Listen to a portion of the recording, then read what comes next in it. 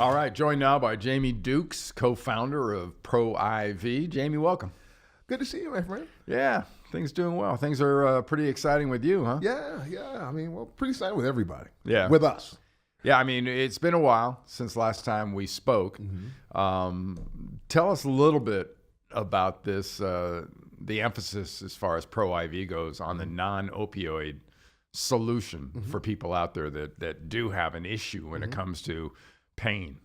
Well, you know, we hear all the conversation about opioids, and we know first of all, I'm not opposed to opioids. There is a place for opioids. The problem has been that many of the people who they've been prescribing them to needed something stronger than a Tylenol. And there was nothing other than an opioid. And so now we know on the back end that there is a lot more damage that can be done with the opioids. That's kind of the reason why we are where we are. But that being said, so with Pro-IV, we have a non-opioid, non-steroid, non-addictive, 97% all-natural alternative therapy for pain. And what you're seeing is you have so many people that are, right now, I think there's now 150 Americans just here in the United States that are suffering from some form of chronic pain. 150 million. 150 million Wow. Americans of 300 have some form of chronic pain that they're dealing. And that doesn't mean that all 150 million are being prescribed an opioid, but it's that people are dealing with these chronic issues. And so what we have the ability to do is kind of give people an alternative, if you would, a safer, a healthier alternative. Because what our therapy is, it involves micronutrients, trace minerals, or vitamins, if you will, and merging low-dose synthetic drugs. And we utilize the bloodstream as the delivery mechanism. And so that's why we can offer significantly lower dosages as far as milligrams, so on and so forth, and also have maximum potency because we're utilizing the bloodstream. Now, we both came out of a culture, sports, specifically football, where opioids are fairly common. Yeah. In fact, it got to the point where guys were leaving the game, and some very well publicized cases, but in general, guys were leaving the game with sort of a problem when it came to pain medication. Now, another group that has the same issue is the military, because there is so much prescribing that goes on, especially in a combat type area. How does this type of a treatment be able to mitigate that kind of a problem? Well, there's several layers to that problem you're talking about. And I think the first part of it, I always do the analogy first and foremost, because we're just lost causes. You and I, our bodies, we're just not fixing these bodies. But the point being is that it's an uphill battle. It is a real uphill battle. But so the first part of it is our therapy is a prevention strategy. Simply put, you take a sip and I'll do it just simple as this. So I take a sip of this water. There is a 0% chance that I would become hooked on an opiate having had that sip of water. In that same way, someone breaks an arm, car accident, cheerleader, because what goes up doesn't always come down in somebody's arms. Right.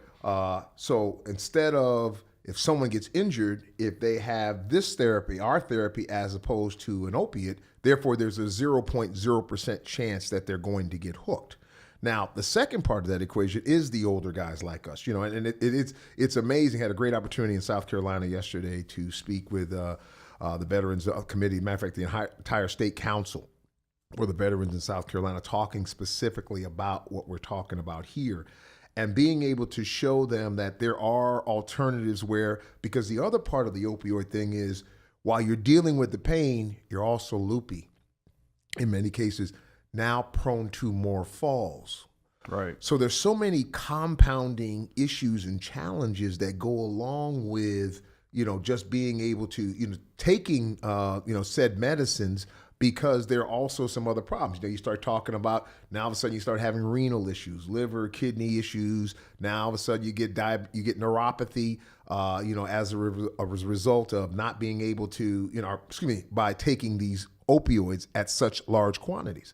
And the thing I always told, I was a lady, it was really moving, because her husband I think she had said he had 7 strokes since 2002. Okay. Wow. And he can't get out of the bed unless he has an opiate to get him, so he can have the energy and be pain free enough. And he's in a wheelchair.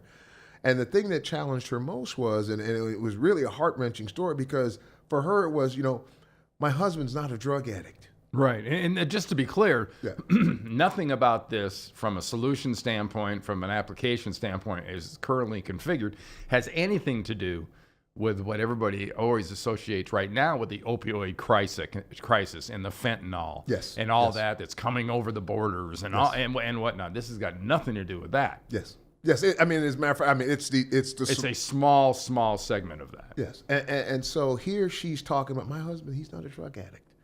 Yeah. But he needs help.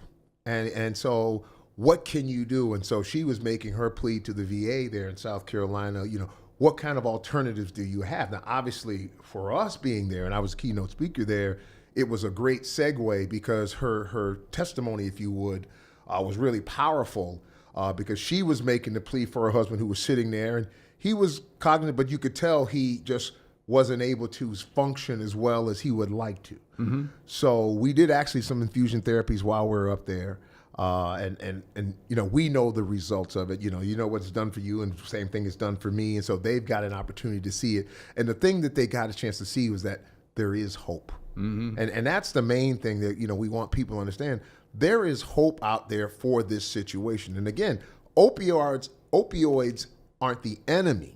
It's just a matter of how you use them. It's just like money. I mean, it's just how you use money. That can tell you whether it's good or bad. Mm-hmm. What exactly, not a different subject, but along these same lines, the Opioid Recalibration Coalition? So ORCA is a group. What we're doing is we're challenging physicians to the best of their ability, look at recalibrating or reducing the distribution of opiates to their constituency and to their patients. And by law, they're going to have to do it now, because some of the other challenges is state by state. I mean, you're now getting a week's supply, and that is it. Right. So they're cutting back, and so what we're asking attorneys. So the iceberg that is the federal government and whatnot is slowly turning in that direction. No, it turned it, and what's happening? The states are taking the lead. Okay. So the iceberg, you're right, is moving slower in that direction, but the states are aggressive. The governor of South Carolina, he lost a family member. The governor of Missouri, same story. They lost close family members to it, and so they have taken the charge to be very aggressive in just regulating may not be the right word, but curtailing. This 90-day supplies that are just kind of immediately issued when you have, some issues. What have you experienced? You've been doing this since the beginning. You're a co-founder of ProIV, but what's the major pushback that you experience when you get into a room, when you get in front of a group, be it veterans or any other large group about this? The major pushback was kind of the unknown. Because it's hard to believe, and that's the same thing with veterans or even with government officials, medical officials, this, that, and the other. They find it hard that a solution like this could just out of nowhere just walk in the door. I remember we were speaking to Johnny Isaacson, and we had to go back to him to present some data, because we'll talk about the study that we did, the veteran study. The senator. Yes, Senator Johnny Isaacson, yes. And so while we were sitting there, and so we were presenting to him our therapy, how you see that curious look on somebody's face? And then he kept looking over at his aide and goes, well, how come I never heard of this? And he must have said that 6 times, because he could not believe that as simple as presented that a therapy that is a solution to, or a prevention solution for the opioid epidemic could be there. So he was waiting on, and so we'll schedule a meeting back, because Senator Isaacson chairs the Veterans Committee in the Senate. So big advocate for veterans there. And so now that we have the data, Dr. Eric Naputi conducted a 110 veteran study. But the thing was, it's people just can't believe, because they hear problem, even in the media. Right. I've had more problems getting members of the media who continue to do big expose after expose about opioid epidemics, and getting them to say, well, there's an alternative out there. Let's talk about this potential alternative that's out there. Just a very tough time getting traction, just making, without us having to go pay for advertising to get the word out that there is a healthy alternative out there. Yeah, I'm not a conspiracy guy, but you wouldn't think something like Big Pharma's got anything to do with that, do you? No. We are Big Pharma's friend. Okay. Because, see, the thing is, we have, and Drip Fusion Enterprises is the parent company for ProIV. We have 20 plus different formulations and therapies for chronic issues, whether it be ranging from cancer. Dr. Lori Wilson, she's a surgical oncologist at Howard University, one of the top surgeons in the world. She sits on Susan B. Coleman's board of directors. She's going to be doing that research. We have a kidney disease, sepsis, PTSD. We've got all kinds of different therapies that are out there. And so our point is, what Drip Fusion is a new way of making drugs and making it healthy. That's really what the technology is. Micronutrients, trace minerals, vitamins, if you will, depending on the circumstances, synthetic drugs, whether it be Tylenol or whatever, some type of synthetic drug that might be required, but using microscopic dosages. So what we are doing is we want to help other pharmaceutical companies make their drugs safer.